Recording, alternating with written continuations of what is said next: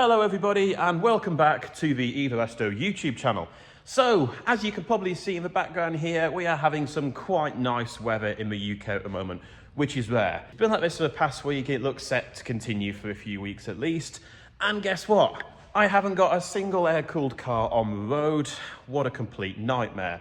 So, lovely weather and I'm forced to drive around in my van, which is just the work vehicle. So, obviously, I want to be out either in the SP2 or the Oval, enjoying this weather while it lasts. Progress, unfortunately, has been very slow on this car behind me here. We've just been very busy with customer work. We have a lot of very beautiful cars hanging around at the moment, including my old Mexican Beetle. This one's back for an MOT and a service, so it's on the ramp while we do just the oil and plugs and valve clearances and all that kind of stuff. Progress has been painfully slow on the SP2, like I say. Unfortunately, I get the odd Saturday and maybe even the odd Sunday to work on it. So I'm going to do my best now over the next few days, do a few late nights, evenings, whatever, and I'm going to try my hardest to actually get this car on the road properly. So we are making now good progress on the engine. This has kind of fought me every step of the way, unfortunately. So it feels like every single piece that's been fitted to it has had to be attacked with a grinder. But yeah, we're getting there now. So that's actually ready for me to fit the ICT carburetors, do some electrical stuff, and then actually put it in, which is great.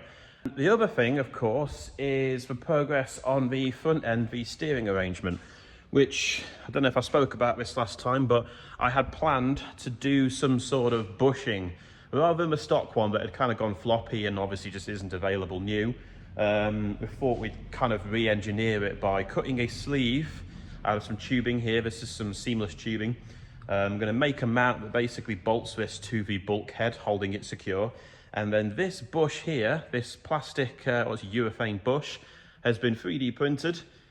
This is going to hold our column very nicely. It's printed to close enough for the right size, but I'm going to have to ream it, clean it out a little bit, make sure it's a perfect fit.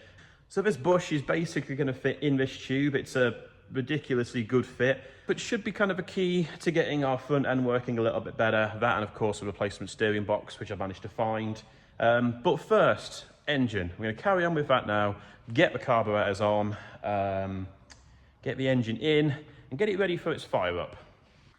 So something awkward's going to happen now because I don't structure how I record these videos particularly well. And this kind of semi-finished engine is going to transform now to just a long block.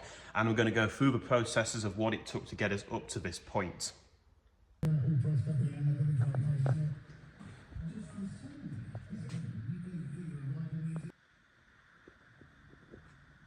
So we are on now with the SP2 engine. I've had a quick look over the old distributor. This is the one that uses the electronic ignition box that's mounted to the engine bay wall. And although it might be a good idea to keep that electronic ignition in place, looking at the condition of the thing itself, the degradation of these wires and how they just sort of snap if you bend them, I think it's probably best for reliability going forwards if we switch to a more conventional point and condenser, because that's just not going to go wrong. Next up, we have the full flow oil fittings. Now, I've had these on and off multiple times just because we've had to do a lot of clearancing on the back of a fan shroud, but now it's time to actually put them on properly. And because these are NPT thread type, which basically means it's tapered, they get tight towards the end, but they do feel strangely loose up until that point. So rather than getting progressively tighter like I'm expecting tapered threads to, they just sort of stay loose like this and then all of a sudden go completely tight and stop. So rather than using just the liquid thread seal tape like we do, we're actually going to use the normal plumber's tape, thread seal tape, and then I'm going to put a little bit of a paste on top as well. So I really don't fancy taking these back off again once everything's in and perfect, because getting the fan shroud off is probably an engine out job, so I really want to get this right the first time. These fittings here are the 3/8 NPT to -8 AN fittings. So once you've gone AN style fittings, you never really go back. So what I'm doing here might be considered major overkill. I'm not quite sure. I'm using a combination of the thread seal paste that we use on all the air suspension builds, and then doing the tape over the top. So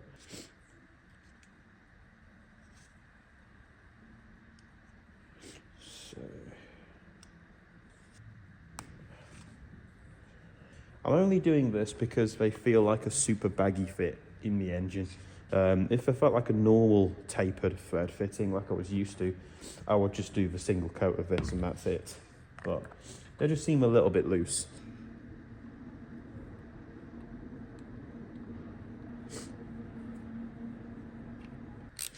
But it does just suddenly stop. I'm not going to go over the top with that. Just nip it down. Hopefully that's that, and I've not got to do it again.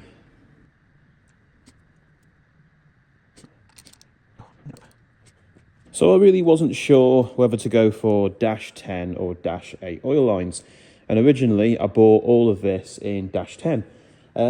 But as you'll soon see, space is of a real premium on this setup, and I had to revert back to a smaller size of -8. So what you'll see here on this has all been ground away to clear this one, and this here is a slot that I've cut out to basically go around this one down here. So I have checked it all before it was powder coated, and as you can see now, it just about clears. Full flow on a Type 3, a little bit of a pain in the ass. So these here are the oil system parts we're going to be using to complete the full flow system on the SP2 engine. Starting off with this, which is the filter head. So this is where the cartridge filter is going to screw on. And this is quite a nifty one. So this has got 4 ports, 2 on either side. 2 of them are in, 2 of them are out. And it comes with fittings and blanks. So you could basically route this kind of any which way you want, which is really useful when you don't actually know where anything's going to go yet. Into that, we've then got these 2 90-degree fittings, which are going to go onto the -8 line. Out of the engine case, you've already seen these ones here. These are what come out of the AN fittings already in the case. This is a line itself. I've gone for a stainless overbraid because it's quite hardy and good for outside of the engine bay and that. I don't really like the look of this stuff. I prefer the black nylon. However, this is so much more like hard wearing, so this is what we're going to go for. And to cover that as well, we're going to use this fireproof, heat-proof sleeving. So where this is actually going to pass is between exhaust tubes, so it's not going to be touching them. We'll make sure of that, but there is going to be potential for some heat transfer. So this stuff here should cut down on that and should cut down on any damage should the pipes get a little bit too close to the exhaust. What we've got to do first now, because I've got to mock this up with the fan shroud, what we're going to do is stick the fan shroud on loosely, put the engine in the car. Obviously it's not complete, we've not got anything on it that we need. I'm going to put the exhaust on, and then I'm going to mount the filter head and do the lines, because we need to make sure that these lines here we're making out of this stainless stuff are going to be perfect. And to actually fit them and do them, you have to kind of measure up, put them on the car, take them off, build them, put them back on, etc. And because of the space limitations we have with the fan shroud on this engine, it's kind of going to mean that I've actually got to bolt them up fully on this side, put the fan shroud on, build the rest of the engine, and then put it in afterwards. So they need to be right at this point. I can't actually take them off once the engine's assembled. So we have to do that bit of it first. So we're going to mock that up first, and then we'll get that back out again, and we can build the engine and carry on as we were.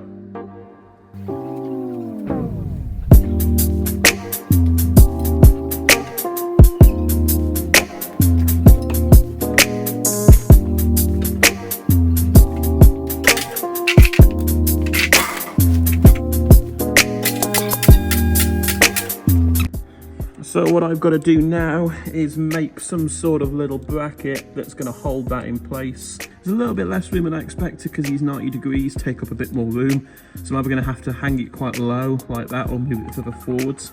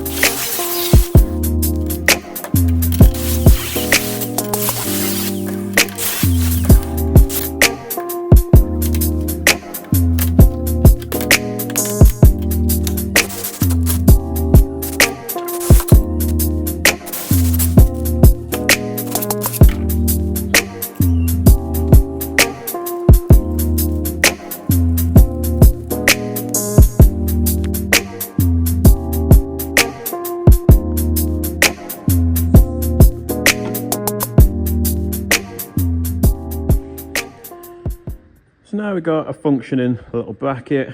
This bolts up quite nicely here. I've drilled some holes in the car. It's a little bit tight. That's going to sit there like that. What we need to do is ensure that the lines that are coming in and out of here and going in and out of the oil filter housing are going to pass between numbers 3 and 4 exhaust tubes. Hard as you can. And then that winds into this.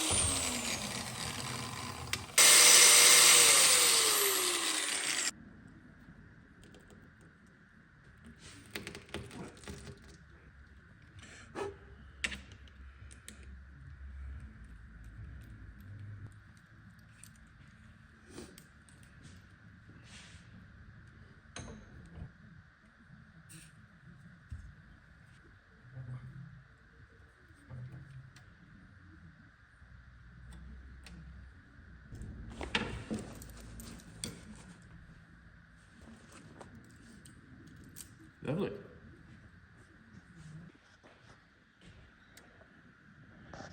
Okay, so these are done now. They clear the fan shroud. We haven't got any issues there, which is great. I had this little sort of line separator holder thing as well, so I thought I might as well use that. But no, these have worked out really good, which means now we can disconnect them from this side, tighten them down on this end of the engine, go ahead and build the rest of the motor as we need to, and then we'll put the engine back in. These will just be connected up and good to go. No messing about there.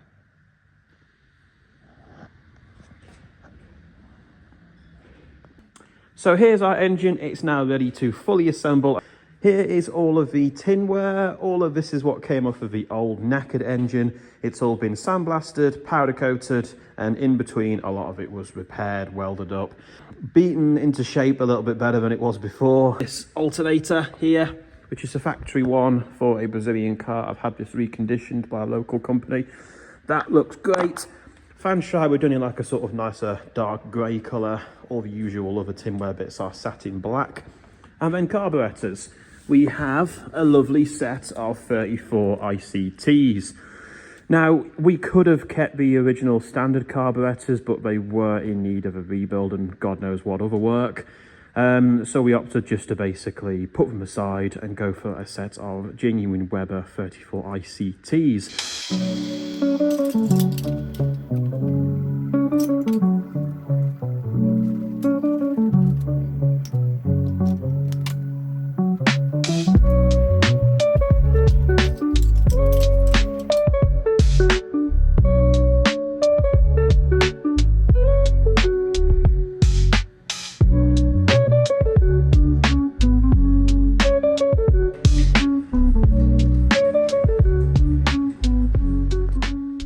Now here is our 1776 engine up to date at the moment. We've got all of the tinware on, but I've realised one thing. I'm actually completely missing the tinware that goes over here. Now this one isn't too important on a Type 3 because the engine bay isn't sealed like a Beetle. However, what the tinware here does do is hold the accelerator cable conduit amongst other things like the wiring and the crossover tube. So I'm going to have to source one of those, annoyingly. But yeah, we have the inlet manifolds on. We have these sort of intermediate tinware pieces here fitted up, which means they're kind of vital to keep the air seal or the air flow going in the right place. Because what you don't want is cold air going in here and not being blown over the cylinders and heads and just being blown out the sides. What you want, of course, is as good a tinware seal as possible, so that all the cold air gets forced in the correct direction, which is down and out. Managed to put a set of HT leads on here. Now these are just Beetle HT leads, which I think the only difference is that number 1 plug is slightly shorter. But if you route it this direction, it doesn't really seem to matter, especially if you've got the distributor in the right position. We got the rebuilt dynamo back on, rebuilt alternator back on here. That looks nice. I hope it is good. We managed to get that heat sheathing stuff back over these full flow lines. This stuff, luckily, is super stretchy, so I managed to actually stretch it over this 90 the whole way and pull it across. So they're ready to go now, which I'm very happy about. Which brings us down now to the next part, which is going to be fitting these lovely, genuine Spanish Webers, so I'm told. I don't know why they say Carburetori on them. Here you go. So these are genuine Webers. Old Webers used to be made in Italy. I think the newer ones now are made in Spain, but they're still much better than some of the Chinese copies that you get. So these are generally considered sort of the best ICTs you can get because these are proper ones. Now these came from Eurocarb here in the UK. And the great thing about Eurocarb is that you can give them a set of jets that you would like fitting, and they will fit them for you before they send the carburetors out. Now, jet sizes for a 1776, I'll be honest, it's a dark art to me. I don't know where to start. I'm not an engine tuning guy. So instead, I actually followed a guide on the internet I found made by a guy going by the name of Way Out Westy.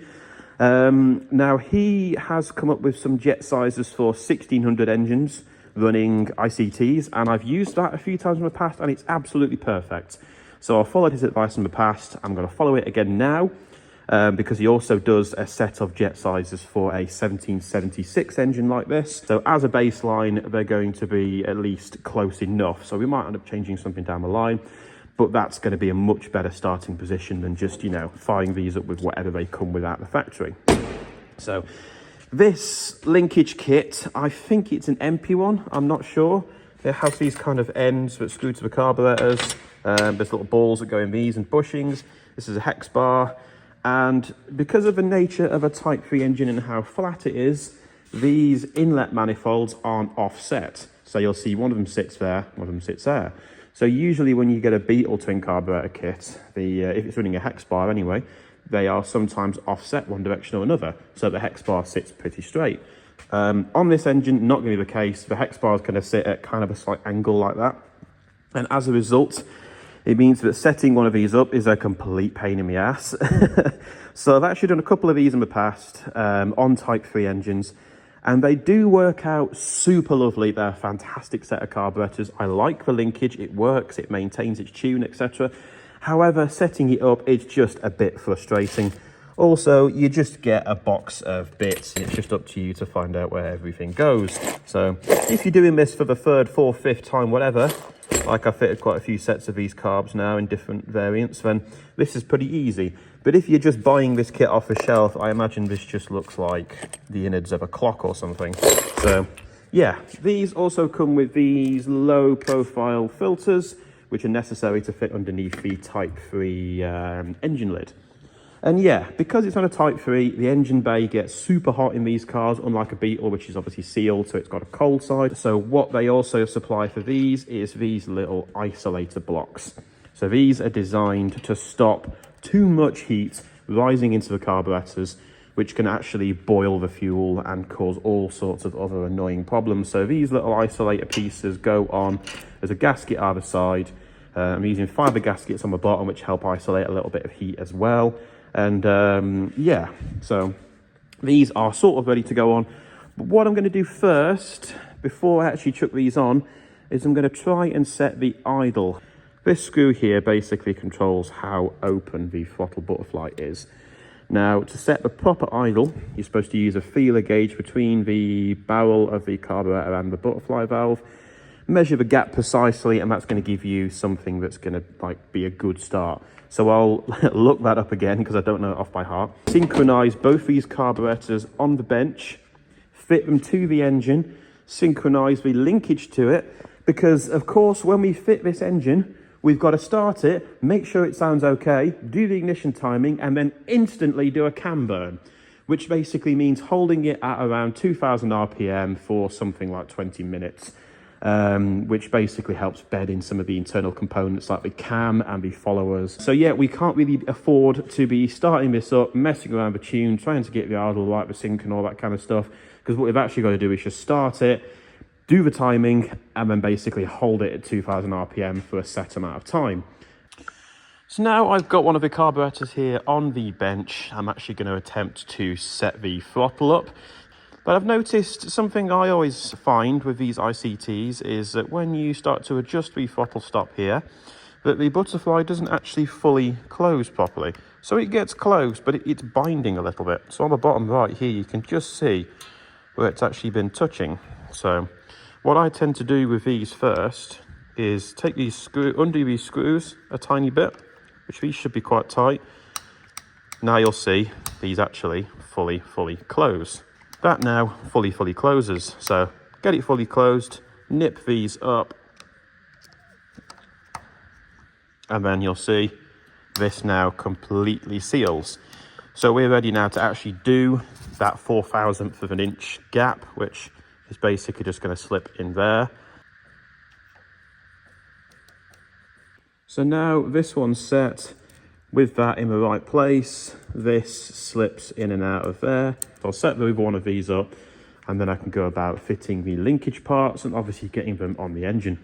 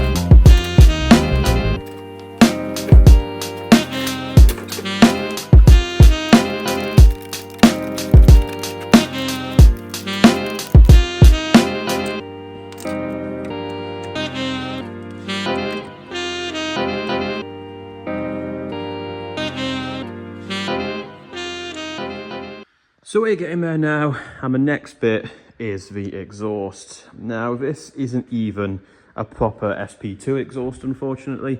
It looks stupid. The tailpipe comes out of kind of the wrong place, so purely it is just going back on temporarily to allow us to run it in.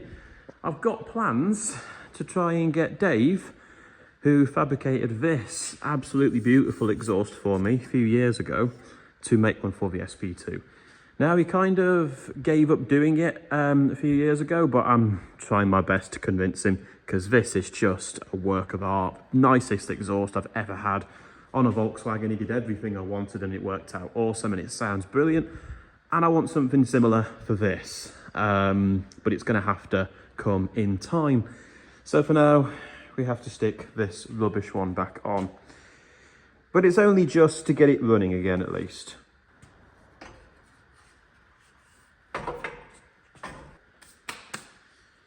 Oh, it looks so bad. There's this thing that goes back over the top of it, but in my opinion, it makes it look even worse. This thing's got to come off and stay off. We just need a nice looking exhaust on here instead, and this just ain't it. So, right, we are now ready to give this a go. I've only hooked up what's necessary for now. I haven't connected up the oil temperature. The electronic ignition stuff isn't tidied up and removed for now. I've just wired up the new ignition system. Next, I guess, is to put some oil in it. And I'm going to pre-fill the oil filter before I screw that on tight as well. Because what we're going to have to do before we even attempt to start it is we've got to crank the engine over and then watch the oil light on the dashboard, wait for that to go out.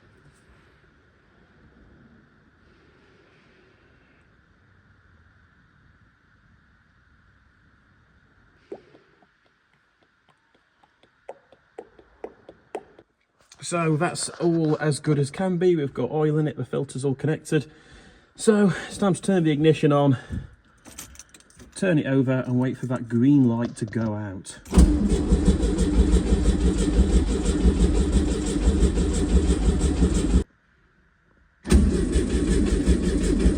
And there we have it. We have oil pressure. So now it's time to hook up the power to the coil, which is this one here, and activate the fuel pump at the front and actually fill these carburetors up with fuel. Put this on there. There you go. That is now pumping away nicely. Leave that on there for a sec. Slowly filling up.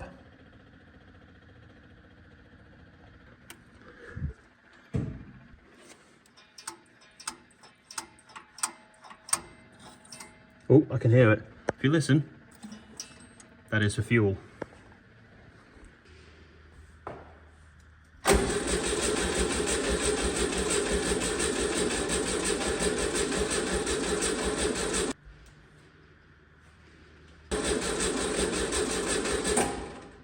This should have a pretty obvious break between the points there. You'll see a tiny little spark. You should be able to hear one. Okay, so just testing quickly, and full 12 volts to the coil, thinking there might actually be a problem with the coil. It is a brand new one, but I have known them to be slightly faulty out of the box before, so let's see. So just now plugged in a spare coil, exactly the same one, off the shelf. Let's give that a go, see if we get any different.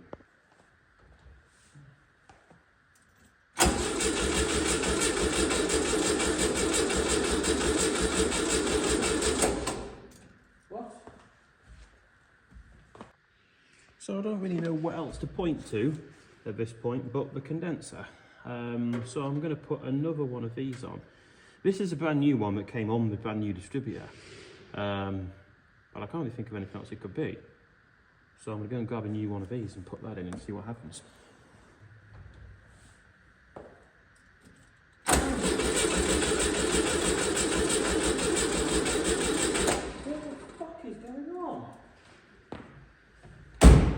Right, so attempt number 3, the distributor has now been out. I've put another set of points in it because the ones in there were they were completely fine, but I thought I'd put a set of Baru ones in there, slightly nicer quality. Same with the condenser, that's now a Baru one as well. At this point, I'm just throwing parts at it because I couldn't see problems with any of the stuff that I took off, and that is, after all, a brand new distributor. But yeah, here goes nothing, I guess.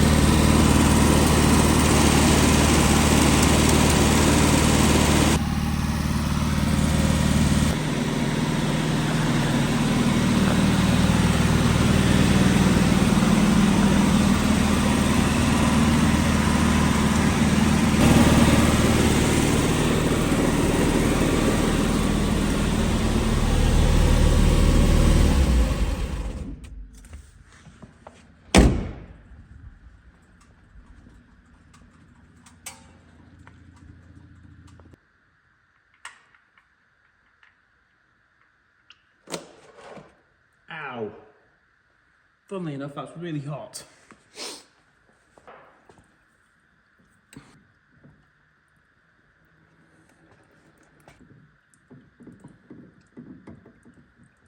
Ooh, burning hot.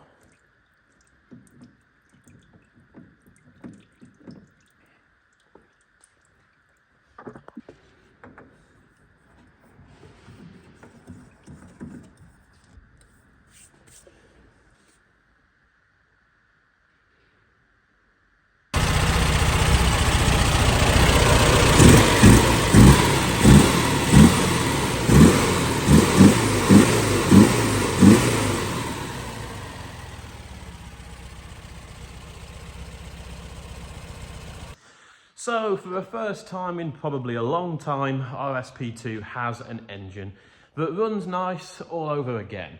I've just got to go through now and finish the last little bit. So once it's cooled down, next couple of days or so, I need to do the valve clearances again because they need doing once the cam burn's been done. Tidy up all the wiring because it's all functional. It just wants sorting out, loom taping, a few bits taken off, a few bits adding on, new connectors, etc. Got to get that rear tinware in place, connect up the temperature sender and connect obviously the accelerator cable. But no, generally that is 99% of the way there now. It runs lovely, straight out of the box. I haven't done any tuning yet whatsoever. We've got to maybe just play with a mixture on the carburetors once we actually get it on the road. So now we can get on with the front end of the car, get the steering arrangement all sorted, get the fuel tank back in, get the fuel pump wired up properly. And then we're getting ever closer to actually getting this car on the road again. And now on with the steering. Of course, we have the issue of this here, the supporting bush, which we've mentioned before. This is a factory one. It sits in the bulkhead. It's kind of a flexi rubber thing, and it has sort of a solid bushing in it. This is floppy, worn out, and you just can't get replacements. So what I've done instead is I've got this piece of tubing. This is just an offcut of the 2-inch pipe we use to make beams out of. This is going to sit around there. I'm going to weld some tabs to it, probably bolt it through the bulkhead drill and use some like riv nut insert, something like that. And then in that fits this 3D printed bush, which should slip over there quite nicely, but is currently a little bit too tight, probably because there's a bit of sort of rust and crud on this, which I've got to clean up first. But the idea is we're upgrading from that rubber thing that was on there before to this with a solid bushing in there. So first things first, get this roughly in the right sort of place, fabricate some tabs that hold it in place, mark up the bulkhead itself, drill those, and get this piece actually bolted in place first.